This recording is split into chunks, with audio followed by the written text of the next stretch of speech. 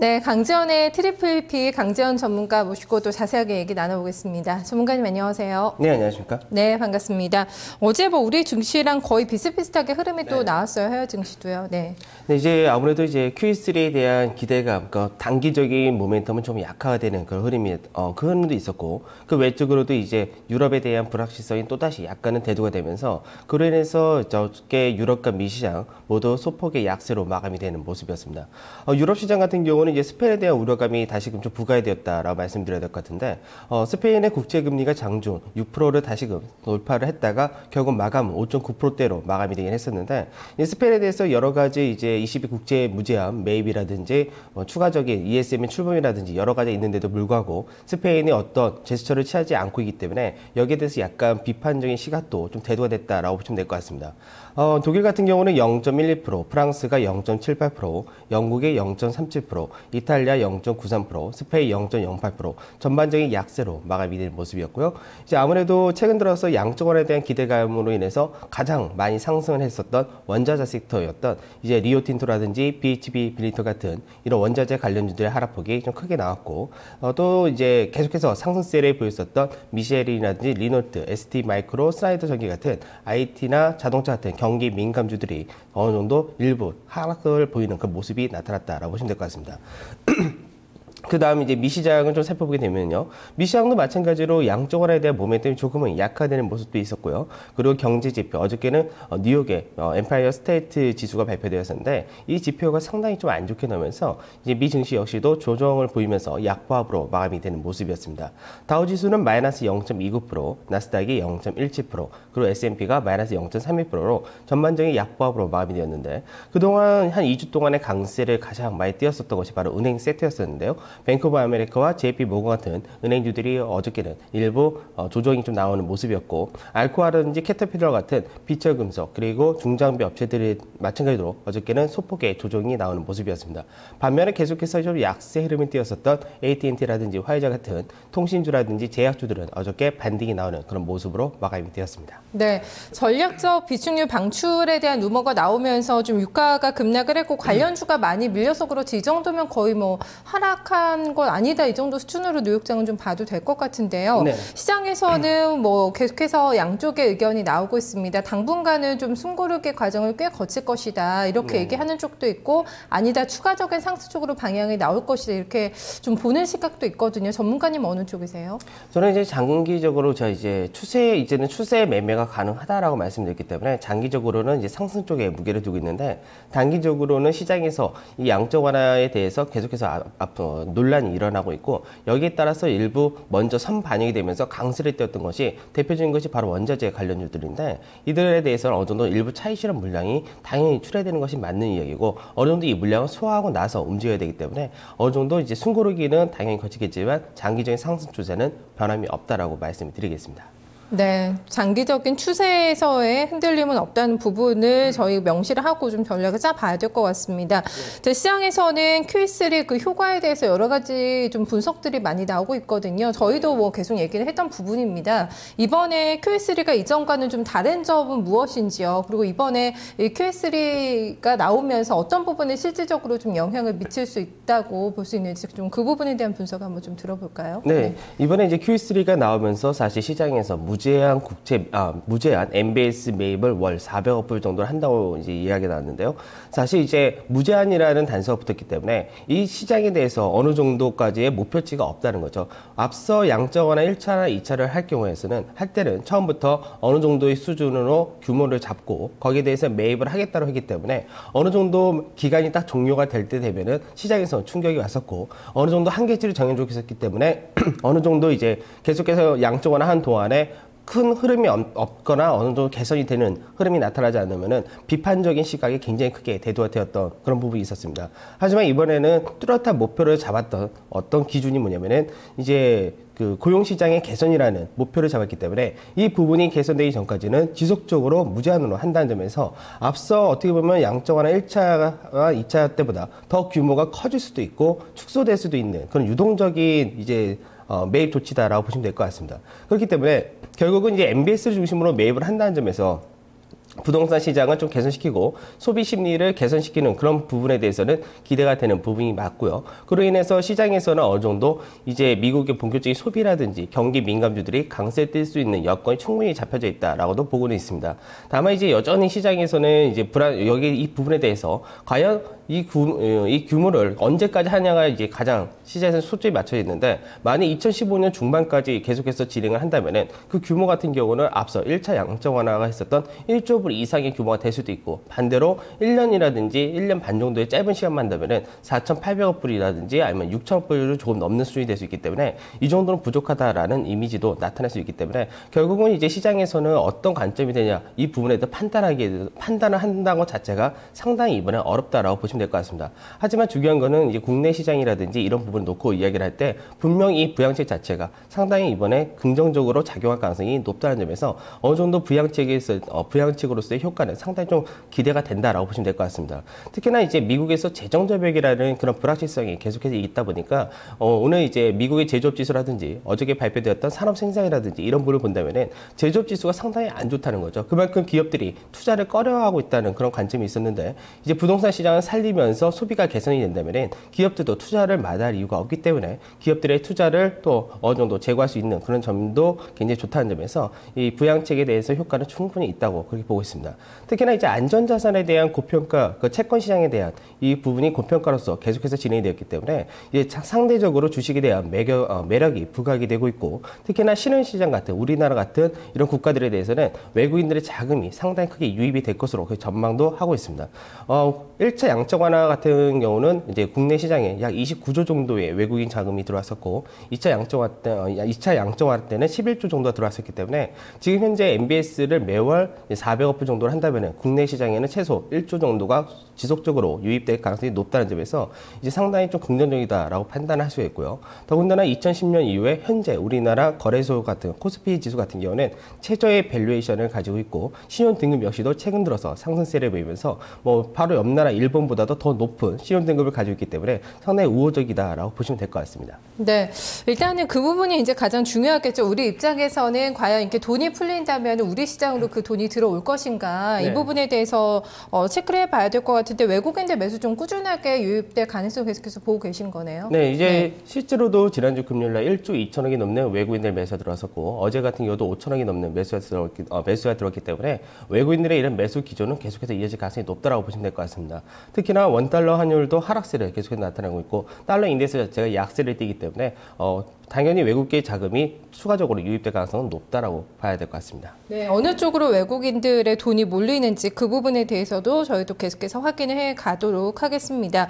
제조업 지수를 잠깐 언급해 주셨는데, 이런 걸 보면은 FED가 이번에 나설 필요가 있었다, 이런 부분을 계속해서 확인할 수가 있는데, 제조업 지표가 좀 많이 안 좋았어요. 네, 이제 제조업 같은 경우는 사실 미국의 재정 저벽이라는 문제가 있다면은 기업의 경우 투자를 할 때 향후 전망에 대해서 불확실성이 계속해서 두각이 된다면은 거기에 대해서는 당연히 투자를 할 수가 없는 상태가 되게 됩니다. 하지만 이번에 양적 완화를 통해서 경제에 대해서 어느 정도 이제 전망 자체를 좀 밝혀줬기 때문에 그로 인해서 기업이 투자를 할 수 있는 여건이 되는데, 사실 고용 시장을 개선시키기 위해서는 현재 리먼 사태 이후로 잃어버린 일자리의 대부분이 제조업과 그리고 부동산, 건설이기 때문에 이 두 가지를 회복시키기 위해서는 부양책이 필수적이었었고, 결국은 지금 현재 최근에 발표되는 제조업 지수들을 살펴보게 된다면은 실제로 부양책을 해야지만 됐을 정도로 실제로 제조업 지수가 상당히 안 좋았었다라고 봐야 될 것 같습니다.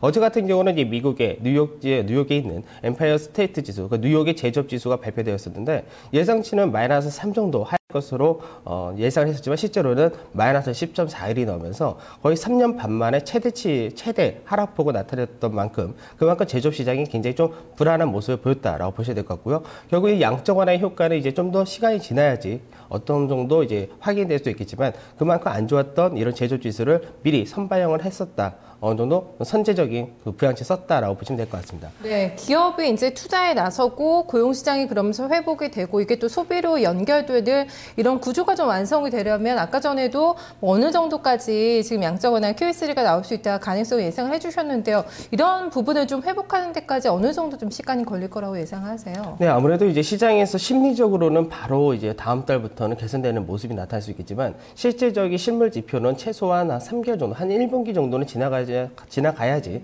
그 효과가 나타나지 않을까 그렇게 전망을 해보고 있습니다. 네, 나타나고 있는데 개선 부분에 대해서는 차츰 이제 확인이 될 것 같습니다. 이번 QE3 효과에 대해서는 글쎄 1, 2차만큼의 효과는 있을까 계속해서 좀 반신하는 그런 의문표가 좀 달리고 있는데요. 실제적인 좀 흐름은 지켜봐야 될 것 같습니다. 그 밖에 좀 상품 시장의 흐름도 좀 확인해 주실까요? 네, 이제 어제 같은 경우는 유가를 비롯해서 상품 시장 전반적으로 좀 큰 폭의 하락세가 나타났었는데 사실 이제 이번에 제가 이제 앞서 이제 원자재 관련주에 대해서는 양적 완화 발표하기 전에는 이제 매수를 말씀드리고 양적 완화 발표될 때 오히려 일부는 차익 실현을 좀 말씀을 드렸었는데 사실 이번에 양적 완화는 국채 매입이라든지 이쪽이 아니라 MBS 부동산 시장을 살린 쪽이기 때문에 사실 이 자금이 이제 분명히 시장이 풀리게 되고 안전자산에서 위험자산으로 옮겨가는 흐름 안에서 상품 시장의 강세는 당연히 나타날 수는 있습니다만은 이번에 시장에서는 물가에 초점을 맞춘 것이 아니라 고용 시장에 초점을 맞췄기 때문에 상품 시장이 계속해서 강세에 뛰기 좀 힘든 그런 구조가 아닌가 그렇게 판단하고 있습니다.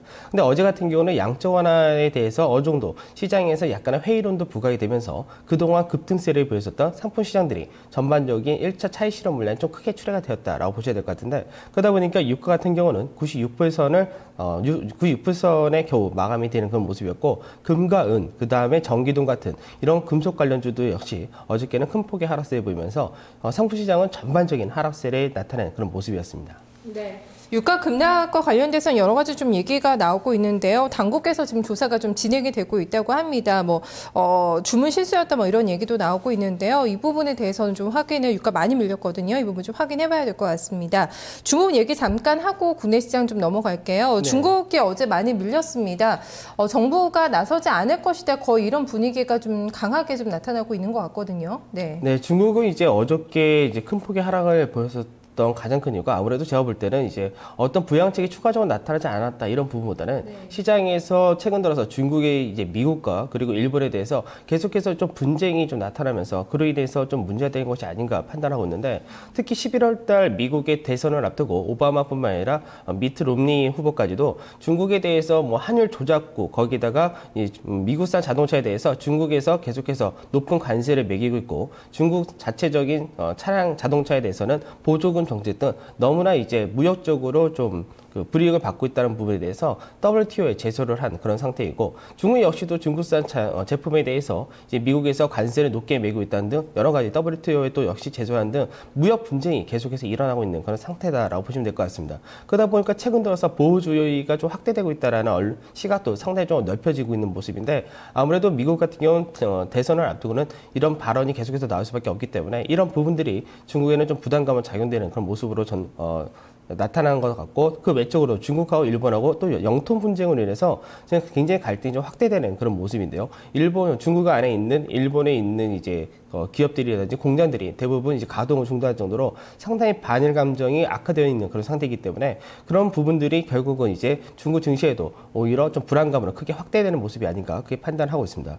하지만 이제 반대로 또 중국에서는 경기 활성화를 위해서 최근 들어서 철도라든지 도로에 대해서 어느 정도 이제 계속해서 부양책을 실시한다고 발표되어 있는 그런 상태인데 그 외적으로도 추가적으로 더 건설할 가능성이 높다라고 발표를 하는 그런 모습이었습니다. 네, 중국장의 급락에 대해서는 이런 좀 이유를 함께 좀 살펴볼 수 있다는 부분이었는데요. 계속해서 무역 갈등이 좀 심화되고 있습니다. 이런 부분 경제에 또 어떤 영향을 미치는지에 대한 분석 필요할 것 같습니다.